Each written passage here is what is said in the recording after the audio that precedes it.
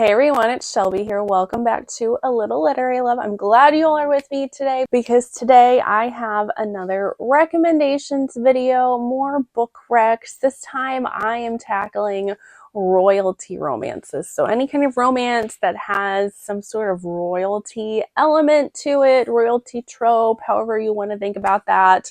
I wanted to do this video just because we have the inauguration coming up soon, and anytime that rolls around, it's like the American version of royalty, even though they're not royals and we elect them and whatever.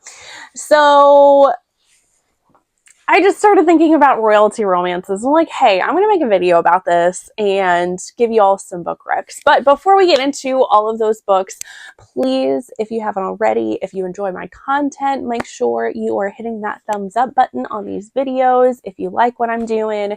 Also, make sure to subscribe if you haven't already. I post videos every Thursday and Sunday, and I am so close to hitting 1,000 subscribers. So if you all could help me out with hitting that, I would greatly appreciate it. I'm working on my goals for this year. I really want to hit 1,000 subscribers this year. I think I can do that. I'm debating on if I want to make that goal even higher and hitting like 1.5K. I don't know. I'm really excited to that 1,000 mark, and I am so excited to get there. Maybe I might do like a giveaway or something. I don't know. I'm still working that out on what exactly I want to do. But like I said, I greatly appreciate you all supporting me. It means so much to me. And I'm going to stop rambling now. We're going to get to the stuff that you actually care about, which is the book recs that I have for you all. So like I said, royalty romances. I don't know. There's something about royalty romances. I just enjoy them so much. They're so fun sometimes, just depending on how they're like set up. They're just so great. So the first rec that I have for you is the Nordic Royals series by Karina Halle. This is one of the first book series that I've read from this author. This is a contemporary romance series that she did, centering around just Nordic royals. So like Sweden, Norway, Denmark, all of those countries, the Nordic countries, and our main protagonist it's a 4-book series. They are royals. So my favorites, these are all interconnected standalones, so you do not need to read these in order by any means. I did not read these in order. In fact, I think I read the third one first and then went back to the first one, and then I don't even remember, I might have gone back to the fourth.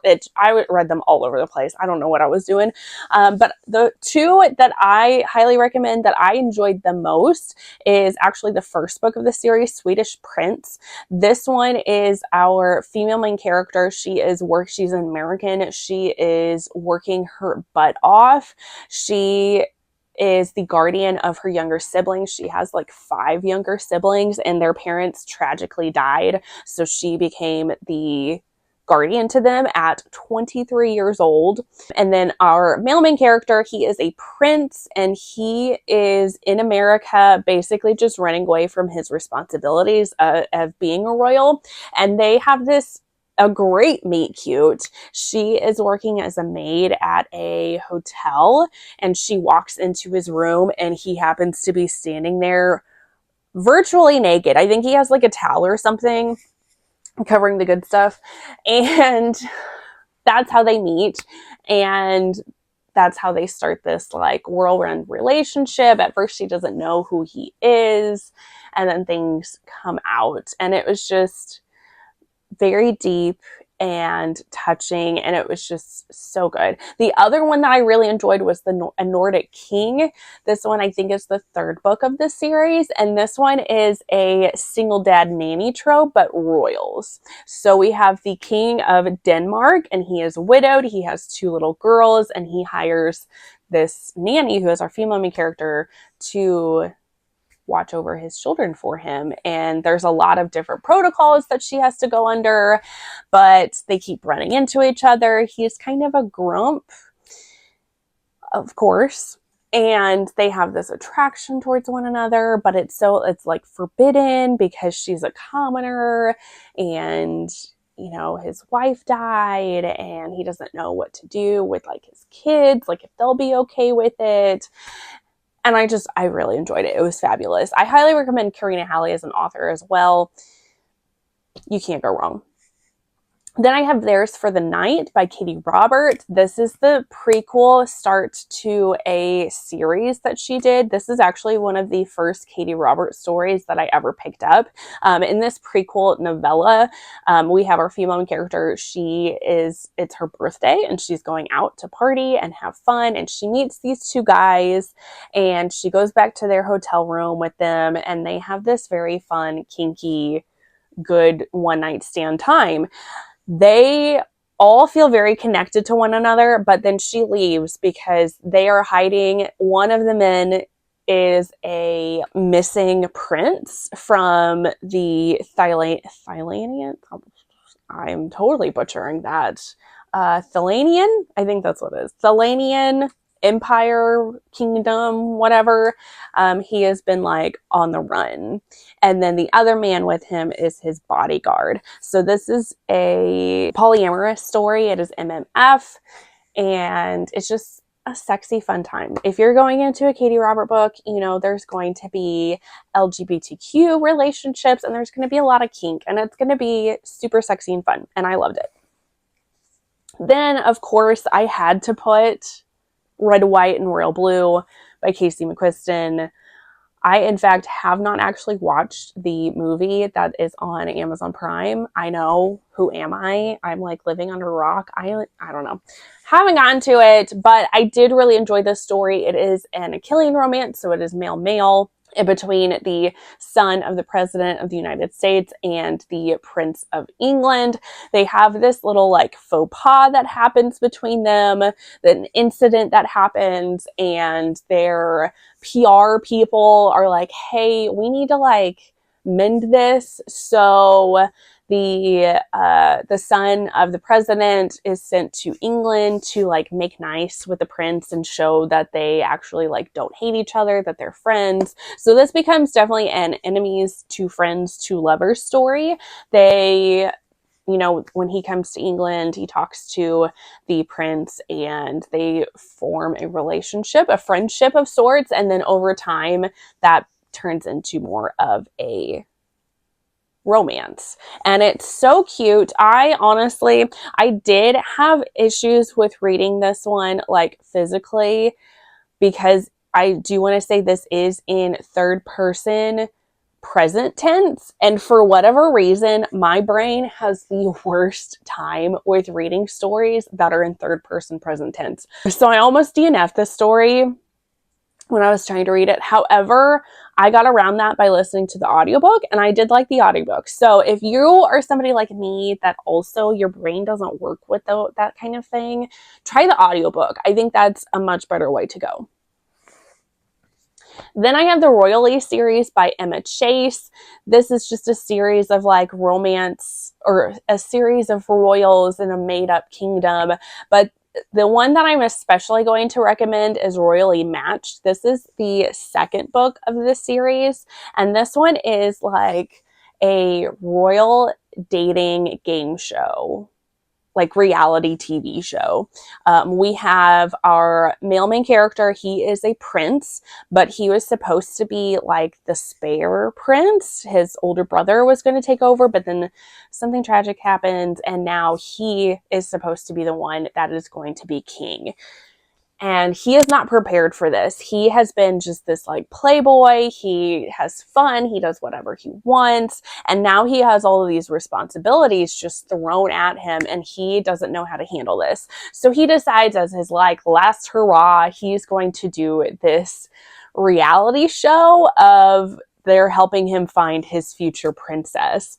So then our female main character, she only gets into this show because her younger sister also wants to be in the show. So she is going to go to it just to watch over her sister. She does not really care about becoming a princess. She is only there for her sister. She is that bookworm kind of character. She's nerdy, she's quiet, and they kind of strike up a good relationship because he is feeling overwhelmed with everything that is going on in his life.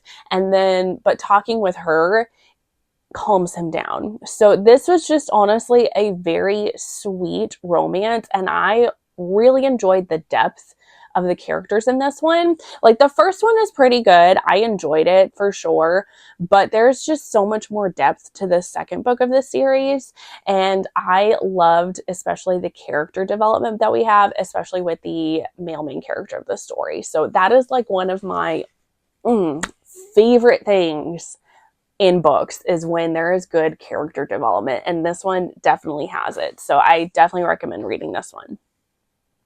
Then we have A Princess in Theory by Alyssa Cole. This one is with an African prince, and I loved that. So our female main character was actually betrothed to this African prince when she was a little girl. She's from this country, which is made up for this story, and I can't remember what that country is called. But then her parents left. She did not know this because when they came to America, then they tragically passed away. And so she was in the foster care system. So she has no recollection of this, but the female main character and the prince, their marriage was arranged, like I said, when they were children. So now it's years later, they're adults. He is needing to find his princess to get married so that then he can take over the throne. So he is on the hunt to track her down and find her. So he goes to America. He does find her, but he doesn't let on that he is a prince because he sees this as an opportunity to just be himself and not have the pressure of royalty on him, and just he can experience life in America and let his betrothed get to know him as he is and not as a royal and a prince. This does not go well for him, but he does go through some groveling for hiding his identity and lying to her, which I did really appreciate that. And it was really fun. I really enjoyed the banter between these two characters and them just like getting to know one another. It was very cute. This is a part of a series. I have only read, I think, 2 books in this series, but I do want to read more. So then we have Monster Mishap by Rory Miles. Now, this is not a conventional like royal romance per se. However, the male main character of the story is a prince in his realm, and he does end up taking over the kingdom. We get to that. But this is a fantasy romance series. It is technically a portal fantasy because our female main character ends up, she's like taking a bath one day and she ends up teleporting herself to this magical realm. So there's also a monster romance. She ends up landing in the lap of an orc, and that's their meet cute. And she lands and he realizes that she is his fated mate. He is definitely a grumpy character. She is definitely a sunshine character, but he is also kind of hiding from his responsibilities. You can kind of see a theme here with all the royal romances. They just don't want to be royals. They don't want their responsibilities. That is what he is doing. He needs to take over the kingdom though, but in order to do that, he needs to get married.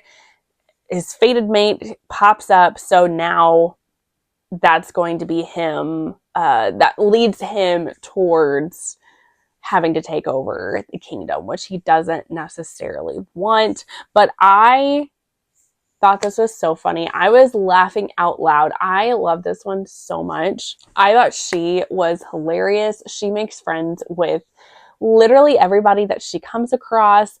The kinky, sexy times in here were also fabulous. I flew through this one and I loved it. And then the last one that I have to recommend is My Summer Girl by Maeve Black. This is also not a conventional royal romance. However, I feel like it fits because this is a polyamorous romance, but one of the females in this Polycule is the queen of her kingdom. So in this story, her kingdom is starting to die off, and she is needing to find her mate so that she can mate and kind of like help her kingdom like grow. She is a something with nature. Honestly, I can't remember exactly what she is. This is another monster romance too. So in this one we have 2 females, a male, and a person, the non-binary person, or non-binary creature. I guess that's how you would say that, because they are not a human. I think they are an incubus, succubus. I mean, not remembering that correctly, but I know they are non-binary. We also have a Cupid.